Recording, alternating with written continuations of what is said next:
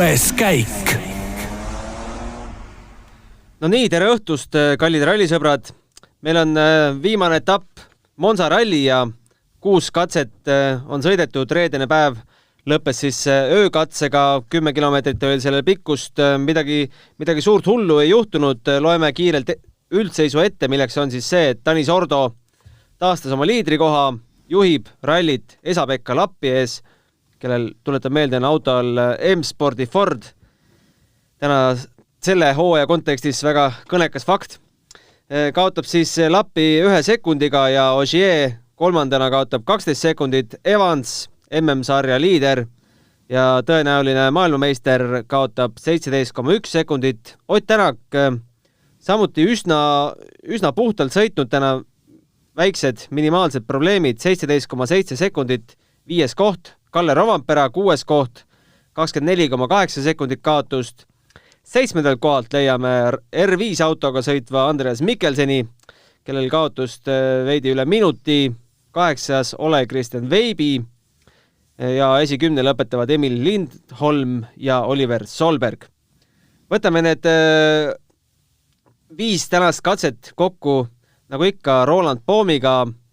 Roland, küsin sult alustuseks, ütle ausalt, kas sa nautisid seda rallipäeva? No tere õhtus kõigepealt, aga nagu meile rääkisime, et tõenäoliselt tuleb mega põnev rallipäev, olenemata, et see seal tiirutatakse kõik ühes kohas, siis nii tuli ka ju. Ma ei mäleta tegelikult ausalt, no see aeg vast ei olegi olnud minu jaoks nii põnevat rallipäeva, nagu võib-olla, ma ei tea, kuidas fännile, aga nagu sõitjana oli mul, ma ei mäleta, kui et nii põnev oleks olnud jälgida. Õnneks mul oli täna täiesti vaba päev, nii et tegelikult mul hommikust saati nagu WRC plus huugas ja ma nagu ilmselt vaatasin põhimõtteliselt kõik katsed laivis ära, et lõpuni välja nii palju kui näidati. Mega põnev, ma ei tea. Keegi ei saa kurta, et Monza ralli oleks olnud igav täna. Aga arvestades neid 1,5 tunnisi pause, tegelikult oleks võinud selle katsega veel kordusest läbi vaadata. Tegid sa seda? Ma ei teinud kahjuks või õnneks, ma ei tea. Ja ei, selles mõttes küll, et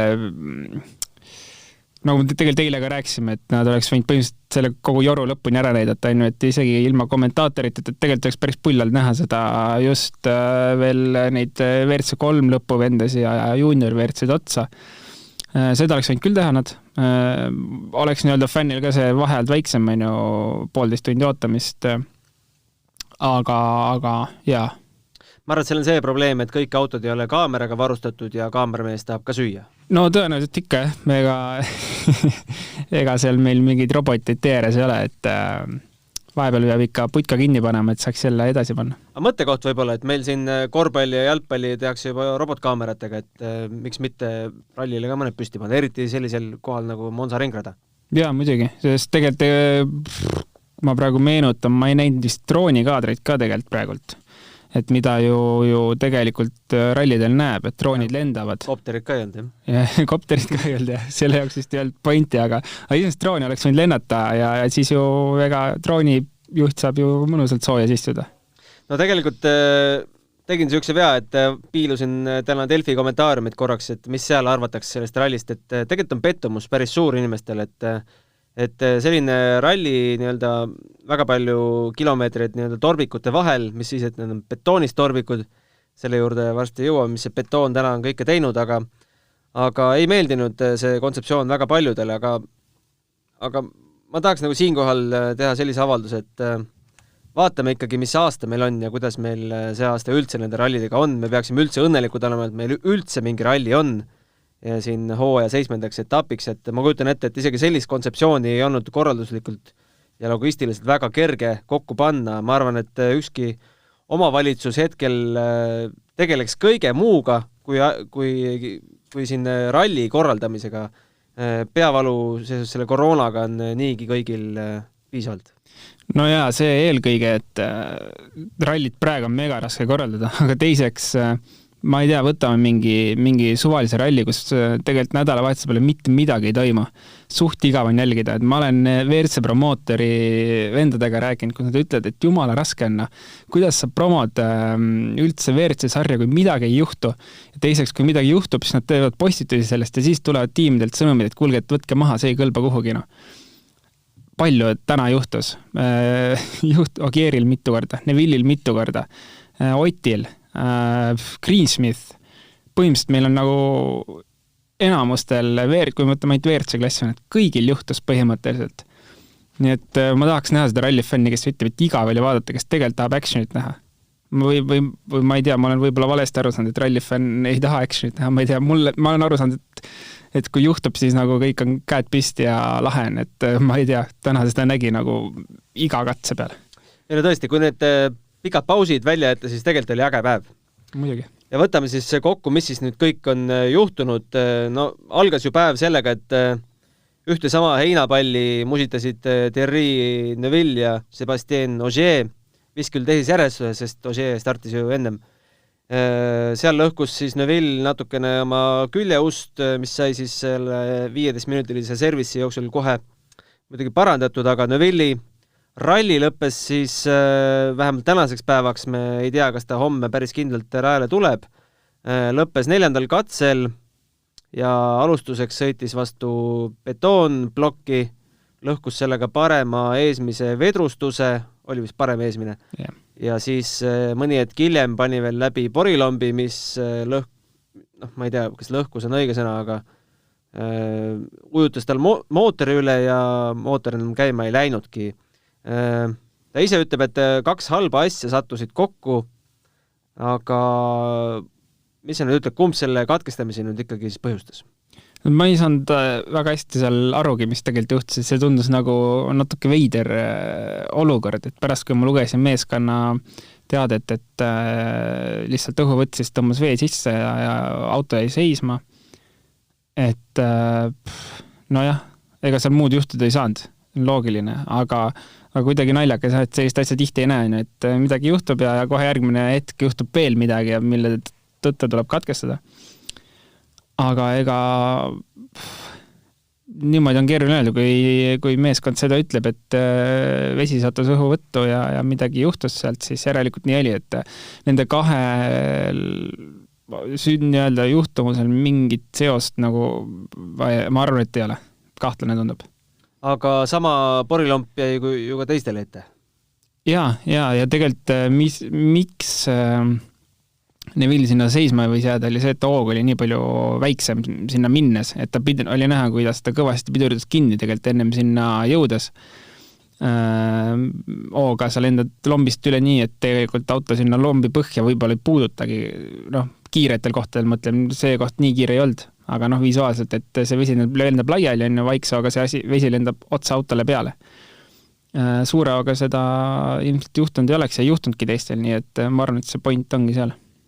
Igatahes Neuville on suurest mängust väljas, kui ta homme ka rajale tuleb, siis seal tagant tiksudes kindlasti enam kõrgetele punktidele ei mängi ja võime vist arvata, et ega tast Hyundaile nagu tiimiarvestuses ka suurt kasu enam ei ole. Ega ei ole, neid minuteid tuleb piisavalt, et sealt midagi nagu suurt võtta ei ole. Ja niikuinii 2 autot ju võtavad punkte, nii et kui nüüd midagi ei juhtu, siis homme muidugi, mis tuleb väga karm päev, ma ei hakka ütlema, et kellel mida juhtub või ei juhtu, siin kõik peavad hoidma ennast. Mõttetu ennustada. Just, et hetkel ju tegelikult Hyundail täitsa okei seis, et Ott 5 ja Sordo 1. Aga mis me ütleme Ogier kohta? Ogier esimesel katsel tegelikult pääses üsna kergelt sellest heinapalli õnnetusest. Tal oli see neid väiksemaid äpardusi ja pikaks laskmisi veel, et surus korralikult, juhtus ka, aga kuidagi nendest suurtest äpardustest või suurtest lõhkumistest pääses. No tal oli vist õnne seal hommikul päris kõvasti, et see kindlasti ehmatab ära, et seal oli selles mõttes nagu vähe vaja, et rattasse oleks tulnud seal midagi ja rattas oleks viltu all olnud. Õnneks on iga katserel servis, et võib-olla ta nii palju selles mõttes muutunud ei oleks, aga kindlasti on neli seal. aga ei, selles mõttes tegelikult on ju hästi sõitnud ja on näha, et ta on pushinud tegelikult ülikõvasti, sest ma arvan, et tal on ikka äkki mingi 3-4 momenti alt sellist, mis on videopildil läinud, kas ta on spinninud, kurvi otseks pannud vastu heinapalli, et tal on hullult palju juhtunud täna. Aga ei, ta paneb edasi, tundub. Ja eks me teame, tal on ju selge idee ainult silme ees, et tuleb ära võita. Ja Evansile survet avaldada. Kuidas Evans sinu hinnangul täna pingele vastu on pidanud? Üldarvuses 4. koht, ise ütleb, et pole ühtegi viga teinud. Katse lõppudes räägib, et võtab ettevaatlikult. Tundubki ainuõige taktika minu jaoks.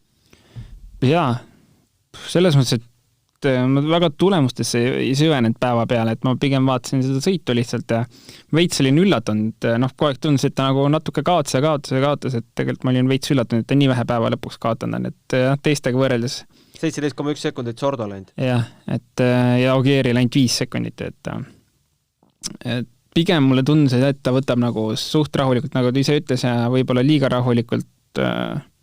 Aga ei, selles mõttes väga õige taktika, et me oleme nägime, kuidas Ogier võttis väga palju riske ja Evans põhimõtteliselt siis nagu jutu järgi ei võtnud ja vahe ainult 5 sekki, nii et pigem nagu Evansi taktika on loogilisem.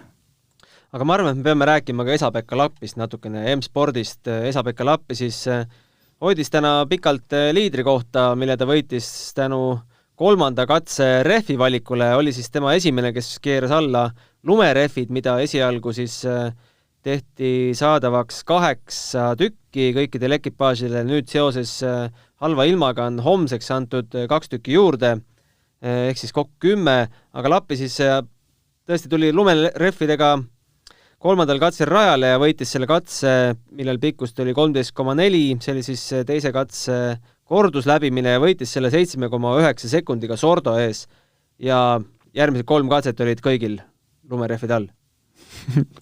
Ma olin tegelikult üllatunud, et keegi kohe hommikul neid alla ei pand. Eks kõik selles mõttes ilmselt eeldasid, et sealt ei tule nii suurt võitu ja ei ole neid mõtet ära kulutada. Lappi proovis ja näha oli, et midagi hoopis teine asi oli. Nii et pigem olin üllatunud, et seda keegi kohe hommikul ei proovinud, sest sa oled selles oludes, kus keegi ei tea mitte midagi, siis ma ei tea, mina vähemalt arvan, et siis on mõistlik proovida midagi teistsugust kui teised. Vahet ei ole, kui läheb pekki, siis läheb pekki, aga kui nagu joppab, siis nagu joppab ikka täiega. Ja viimasel katsel siis Lappi oli esimene, kes uuesti vihmarehvid alla keeras, ütles, et tahtis neid lumekaid natuke säästa. Ei olnud päris kindel, et see oli õige valik, aga on kuidas on. Kaotus on siiski ainult 1 sekund Sordole. Ma mäletan, kas Richard Millener vist ütles päeva keskel ka, et nende eesmärk oli siis tänasest päevast võtta nii palju, kui võtta annab, et millega pärast eeldavad, et homme on see kukkumine suurem? No tõenäoliselt küll, jah. Aga tegelikult kui nüüd Lappi sellest rehvi taktikast rääkida, ma tegelikult arvasin, et see saab niimoodi olema, et Lappi keerab 1 katseks talvekad alla, paneb tummise katseaja ja järgmisel katsel tuleb juba vihmakatega tagasi, siis teised sõidad oma talvekad peeneks ära ja ta hoiab oma talvekad homseks. Aga selles mõttes, et neid anti 2 tükki juurde, aga ei saa nagu seda ka mainimata, et Ott ja Ogier ja Evans sõitsid teistest 1 katse rohkem talvekatega, kui teistel punane lipp tuli siis katse peale Neville'i ja Varid. Nii et ma ei tea, mis olukorras need rehvid teistel on ja mis homme selles mõttes saab, et kellel kui palju rehve on alles ja mis seisukorras, et päris pull saab olema. Aga ma ei tea, homme jah, suht lahtine M-spordil, et nagu nad ütlesid, tõenäoliselt see kukkumine võib olla suurem, võib küll. Seoses selle 4. katsega tuli meile ka üks kuulaja küsimus. Küsimus on siis selline, miks ei antud Tänakule 4. katsel, kui tema ees Neuville selle laksu tegi. Miks ei antud talle Ogier aega, vaid miks siis kõik ajad, mis seal vist mõned mehed korrigeeriti, miks siis Tänaku järgi see nominaalaeg anti, mitte Ogier? Keeruline anda Ogier järgi seda aega, sest taast on see, et see oleneb tegelikult. Kas antakse põhimõtteliselt, sul on 2 valikut, kas on kõige kiirema venna järgi või hakatakse GPS-i järgi aegasid võtma. Ju neile tundus loogilisem, et võetakse Tänaku aeg, ma ei tea, kas Tänaku aega GPS-i korrigeeriti või ei tehtud seda, sa tead? Ei, ma nii detailidesse ei tea. Ma näen, et Lappil, Sordol, Tänakul, Rovanperal on sama aeg. Katsuta sai juba rajale. No see on tegelikult nagu ralli korraldaja enda teha, et ongi, nagu ma ütlesin, 2 variante on, kas sa paned siis kõigile katsevõitja, sa ei saa panna mingit muud aega kui katsevõitja, sa ei tea kunagi, on ju. Aga mida viimasel on rohkem kasutatud on see, et arvutatakse GPS-i pealt, aga siin tehti lihtsalt nagu oluliselt veel lihtsamalt ära, võetigi esimene vend, kes läbis selles tingimuses katse, kus ta pidi sõitma mööda Neville'ist ja siis teised said selle järgi aja. Ehk tegelikult, no ma ei tea, ma arvan, et selles mõttes kõik olid rahul sellega, sest kaotus ainult 3 sekki katsevõitjale, et ma arvan, et see oli lihtsalt vaadataksegi, kui palju kaotus on ja siis see võistluse juht ise juba otsustab, mis ta teeb. No tegelikult ega väga vahet poleks on, need vahed on üsna väiksed. Arvestame, et homme sõidetakse mägedes, mis oludes, ma arvan, need vahed võib minna kolossaalseks. Ja muidugi, ja ma tooks veel selle välja, et alati, kui kellegile sõitjale see aeg ei sobinud, siis ta saab seda appelleerida selles mõttes, et ja siis võetakse juba tema nad ei sõitnud seda katset läbi, et ei saa päris GPS-i veel võtta. Ühesõnaga siis mõeldakse midagi välja ja midagi tehakse, kui kellegile see ei sobi, et seal on juba targad mehed oma valemitega, kes neid aegasid arutavad. Neville'ist veel rääkides, siis vahetult enne, kui me siin saadet hakkasime salvestama, All Live tegelikult kiitis teda väga, sest ta andis päris pika intervjuu sellises halvas tujus, et ja üldiselt ongi ju Neville sellega silma paistnud, et kui ka läheb pekki, ta tuleb, räägib korralikult, hoiab pea püsti, vaatab positiivselt tulevikku, siuke aus mees. Jah, selles mõttes, et minul pole ta vastu midagi, minu meelest on nagu lahe karakter ja ma ei tea, ega tema olukorras nagu, ma arvan, et seal ei ole nagu midagi pettuda ka, et ega see tiitli võimalus on pigem, üsna teoreetiline. See on pigem teoreetiline ja teiseks ta ei pea tuleviku pärast kartma, tal on selles mõttes nii-öelda leping olemas, ma ei tea, kui kauaks on, et kui üks ei taha, siis küll teine teda tahab. Ja mis seal ikka, polegi midagi kassida, et saab parem magama. Muidugi. Rääkides veel Oti nendest väikestest äpardustest, siis päeva esimesel katsel oli tal väga kummaline probleem uksega. See juba stardis hakkas lahti vajuma ja siis finišis ütles ka, et pidi seda aeg-ajalt seal kohendama, et tuleb boksist välja ja uks juba katki. Ja ma ei tea, mis seal oli, kas ega ma ei jälginud ka võib-olla kõige täpsemalt seda, ma nägin, et järsku oli uks lahti ja mõtlesin, et ju siis on kuhugi kergelt pihta pand, et nagu et see uks lahti, aga ei olnud ka visuaalselt midagi näha ei olnud ja ma ei tea, jäi midagi sinna vahele või ma ei kujuta ette, kuidas niimoodi, ma arvan, et see uks ikka sealt servisest välja tulles oli terve. Jah, mis Oti puhul veel silma paistis, siis need Michelin annab ju Twitteris teada palju ja mis rehvid kellelgi on, et Ott oli üks väheseid, kui mitte ainsaid, kes ühte varurehvi kaasas kandis. Ja tõenäoliselt on küsimus on ju miks? Jah. Ma ei tea, reaalselt ei tea. Võib-olla point on selles, et autoseadistus on ikkagi tehtud testidel niimoodi, et sa sõidad võistlus olukorras autoga, et sul on tagavararehv, sul on paagis kütust nii-öelda nii palju, kui seda sul üheksas ringiks vaja on. Tõenäoliselt see on puhas minu arvamus, et see on lihtsalt autoseadistuse pärast, et see seadistus paigast ära ei läheks ja kaalujaotus ei läheks paigast ära. Ainuke loogiline seletus tundub. Ja ühel viimastest katsetest, vist eelviimasel, suretas alguses mootori välja ja lõpupoole seal sõitis kergelt ühe posti otsa selle heinapallide vahel, pidi tagurdama, aga ei midagi dramaatilist vast ja on kindlalt 5. kohal kinni püüdmas Elfin Evansit, ainult 0,6 sekundit on tema ja Elfini vahe. Ma ei tea, vaatame homsele päevale ka otsa või? No muidugi. Julgeme?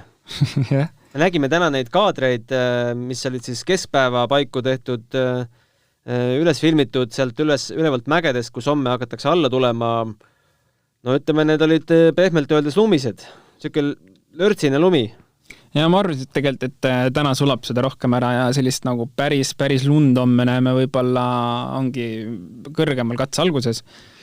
Ja mida allapoole seda, et lõpus me oleme kuiva peal juba, aga ma ei tea, täna need pildid, mis tulid, olid küll nagu ikka suht talv oli seal, mis teeb asja päris huvitavaks ja arusaadav, miks ka nüüd 2 refi juurde anti. Nii et ma ei tea, see refi taktika on kõigil teada, mis nad teevad, et seal pole kahtlust, et lumereffidega minnakse.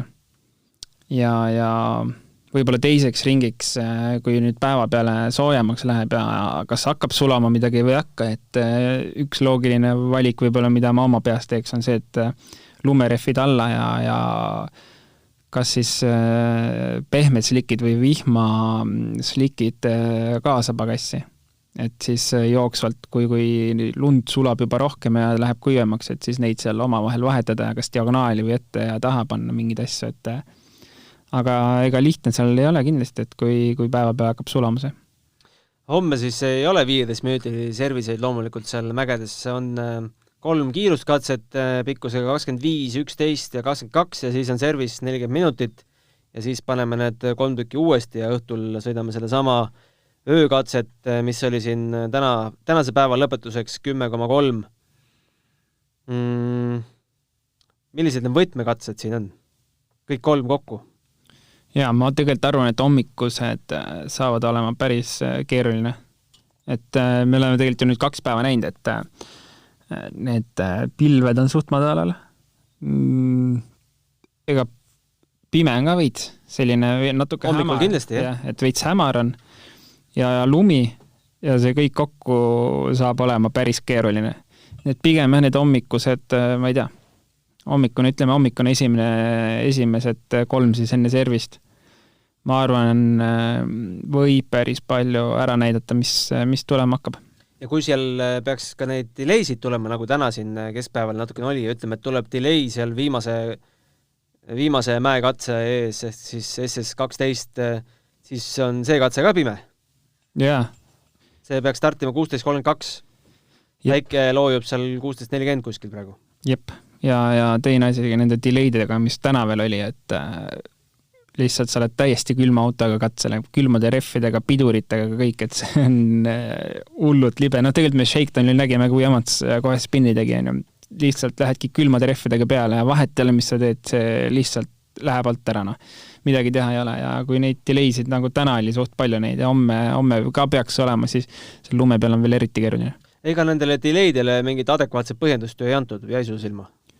Ei antud minu meelest. Ega see vist oli lihtsalt nii-öelda korralduslik värk, et safety võib-olla kuskil kohas seisis katse peal liiga palju ja nendel käib ka ratas äkki ringi seal? No ega muidugi jah, kindlasti võib käia. Ega ei seal vist korralduslik värk lihtsalt, et kõik safety'd läbi sõidaks ja katse oleks nii-öelda üle vaadatud, et on valmis. No jah, pealtvaatajatega muret ei ole, et neid ei ole. Mis on muidugi ühelt poolt sõitjatele halb, sest keegi pole neid rajale tagasi lükkamas, aga halb ka tegelikult nagu meedia seisukohalt, et meil ei ole neid, väga vähe on väljaspoolt filmitud kaadreid igat äpardustest, tiimiliikmed, mis on filminud ja teised meedia esindajad sealt samast aia tagant, need ainsana on, aga mis seal metsa vahel, mis seal toimub, see on täiesti tume maa. Jah. Homme ma kardan, et see on üsna problemaatiline. Jah, ma ei tea, tegelikult oli Türgi ralli ja oli Sardiinia või? Kas meil oli Sardiinia ralli? Sardiinia ralli ka. Seal pealtvaatajad natukene oli, jah? Jaa, et tegelikult mis oli ju nii-öelda lockdownis tehtud ralli, et ilma pealtvaatajad, aga tegelikult vaatad all live'ist rahvast täis tee ääred, et võib-olla ikka siin rahvast läheb metsaäärde. Keegi läheb sinna üles, jah? Jah. Aga tahtsin rääkida veel ühest ebaõnne sõdurist, kelleks on Teemu Sunninen, oli vist kohe esimesel katsel hakkas mootor juksima, et kadus võim lõpus ära ja üritas 2 servises seda parandada, lõpuks siis tuli käega lüüa, sest mootor on ikka täitsa tuksis. Jah, ja tegelikult on eriti kurb, ma just vaatasin mingi esimene split-tech oli või sunninen tuli ja pani ulmeaja. Ta oli ikka kõvasti teistest eest. Ma olin nagu, jälle tuleb nagu ta viimati tuli seal esimesel katsel paneb hea korraliku aja ja siis vajus ära mootori probleem. Aga tõenäoliselt nüüd, kui nad katkestasid ära päeva, ega siis Tamm ei stardi ja ma ei usu, et nüüd mul jäi küll mulje, et see on finito. See on läbi, jah. Et selle mootoriga on kõik kahju, noh. Et suht selles mõttes nagu kehv hooaeg olnud, et küll tal vist oli Mehhiko poodium või? Vist oli? Ei mäleta peast. Kuskil ta oli igal juhul, mingi poodium tal oli, et tegelikult nagu hullult kiire vend ja nagu ega ta ei ole palju sõitja, noor on ka tegelikult veel, et kahju, et tal see hooaeg selline kehvake on olnud, jah. Aga tegelikult oli 6. katsel üsna lähedal ka Takamoto Katsuta katsevõit. 0,2 sekundit kaotas vaid Tanis Ordole. Üldse viimased 2 katset näitas siis 4. ja teist aega, et kui pinge on maas, no ma arvan, et tal on tegelikult terve hooaeg nagu pinge maas olnud tegelikult, sest temalt ei oota ju keegi mingeid suuri punkte. Jah, ega tal vist ei tohiks olla seal mingit pinget. Aga no, teoreetiliselt ta olekski pidanud seal hästi panema või tähendab, ta peakski seal hästi panema. Ta oskab libeda peal teoreetiliselt sõita, ta elab Soomes. Ta on lume peal palju sõitnud. Ta on Rootsi ralli ära võitnud. Ta teab, kuidas libedas sõita. Ja ta on varasemalt vormelit sõitnud. Et ta teab, kuidas rinkat sõita. Suninenil ka tegelikult ringraja taust. Jah. Nii et nagu ei ole põhjust, miks ta ei peaks seal kiire olema, aga no ilmselgelt see esimese katse avarii nagu tõmbas liiga tagasihoidlikuks ära ja ega ta ei tahtnud seal mingit trikke täna teha, aga päeva lõpus tundub, et sai mingisuguse tunde kätte, siis nagu 2 katset pani isegi päris hästi, minust enne seda veel pani 3. äkki kuskil. Et jumala jah, väga hästi. No. Aga Andres Mikkelsen näitab ka, et ta on endiselt veel olemas ja pildil, et 3. katsel 4. aeg millega siis tõusiski vist 4. korraks, 3. lausa kokkuvõttes ja päeva lõpuks siis 7. seal Ole Kristjan Veibi ees, kes sõidab Vertsuga. No, mis sa ütled Andres Mikkelseni kohta? Kõva enda. Tegelikult on ta ju, ma ei tea, eelmine aasta istus kodus, see aasta põhimõtteliselt pool aastat istus kodus. Pole ralliautot näidki. No nüüd hakkas testima ju Pirellit ja nüüd on ta kuidagi saanud sõitma, aga eelmine nädalavahetus ta pani Ungari rallil, Solberg ka. Ja no sealt sai ilmselgelt ülihea testi alla, sest nagu ma aru sain, siis Ungari ralli oli ka tähendab Kanaaride ralli oli. Kanaari ralli oli, jah. Oli ulme libe ja vihma käes, et sealt sai käe soojaks ega 2 nädalat järjest panna rallit. No mis ma ütlen, no siis peabki kiiresti panema. Aga ei, Mikkelseni kohta ei saa midagi halba öelda selles mõttes, et ma arvan, et ta kindlasti on üks sõita, kes väärib ka tehase kohta. Ainult, et kas need kohti järgmine aasta on? Paistab, et väga ei ole. Sellega on veits nutune, et pigem tegelikult nagu ma ise ka vahepeal on see tunne, et nagu lõpetage ära see WRC pull, et tehke need tervisautod lahedamaks, fännile nagu põnevamaks ja meil on kohe reaalselt olemas mingi 6 tehase meeskonda, ma arvan, oleks kohe olemas vähemalt. Et jah. Tahad sa madalamates kategooriadest ka midagi tänasest välja tuua? Palju sa seda oled jõudnud jälgida? No junior WRC tuleb ikka jälgida, seal omad sõbrad sõidavad, nii et sama post, kuhu Ott pani ja pidi tagurdama, sinna jäi 5. katsel, 4. katsel jäi Martins sees ja kaotas 2 minutit. Sai seal turbokuuleri vist katki või midagi või radika ja refi sõitis katki, et kõvasti aeg läks sinna, nii et praegu siis sellest hoolimata teine koht kokkuvõttes. Jah, 2.20 kaotus Kristensonile, aga no seal topeltpunktid jagatakse junior WRCs ja viimane etapp samamoodi, nii et seal selgub meister. Ja praegu tundub nagu kahtlane see lugu Martinsi poole pealt, aga Tom Kristensen alati, et kui mina sõitsin eelmine aasta junior WRCs, ta lihtsalt ka nagu vaikselt tuli kogu aeg. Sai aru, et siin pole mõtet pushida, tuligi seal 3., 4. katseajad vend lihtsalt tuli ralli lõpus ikka võttis oma võidu või teise koha vähemalt ära, nii et ta on hullult peaga sõitja, ta on päris vana, ta saab viimast aastat sõita junior WRC-d, nii et selles mõttes oleks lahe näha, et ta selle võtaks. Ja WRC3-s pole muidugi kahtlust, seal Andres Mikkelsen juhib 52 sekundiga Emil Lindholmi ees ja WRC2 arvestuses on meil liider Pontus Tiidemand, Formeau, mäletan, mis katse see nüüd täpselt oli, aga langes liidri kohalt väikse äparduse tõttu. Ta läks ref katki. Jah, aga sellest hoolimata vaid 6,8 sekundit kaotab Tiidemandile. Ja seisud täna hetkel sellised, vast siinkohal ongi ilus lõpetada reedese päeva juttudega, meil on veel 2 väga põnevat päeva kindlasti ees, no homme võib tulla täiesti pealtpööritav päev, kui see ilm peaks seal nüüd sama lumiseks jääma, kui peaks vihmaks keerama, isegi keerab vihmaks ja see lumi ära sulab, siis kraadid ei ole ikkagi seal nüüd +10 lähedal kindlasti mitte, et sinna +1, +2 on ju. Ja ikkagi on ju tee libe ja juhtuma hakkab. No kindlasti, ma ei kahtlegi selles, nii et kõik rallifännid, kellele täna võib-olla see päev ei meeldi, ma loodan, et neid ei olnud tegelikult, siis homne päev vast ikka meeldib, et saab põnevaid olusid näha ja metsa vahel nii-öelda päris rallikatse, siis peab meeldima, ma arvan, ei saa muud olla. Ma arvan ka.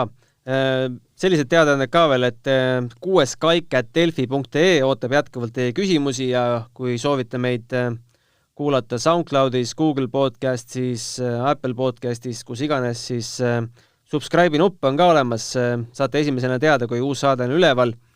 Jälgige homme siis Delfi ralliblogi, kiirelt vaata, mis kell see päev meil homme hakkab, 8.52, blogi lükkame juba varem käima ilmselt natukene, aga puhake välja ja pange vaim valmis, sest homme tuleb kõva päev. Homseni. Aitäh, Roland. Aitäh kuulamast.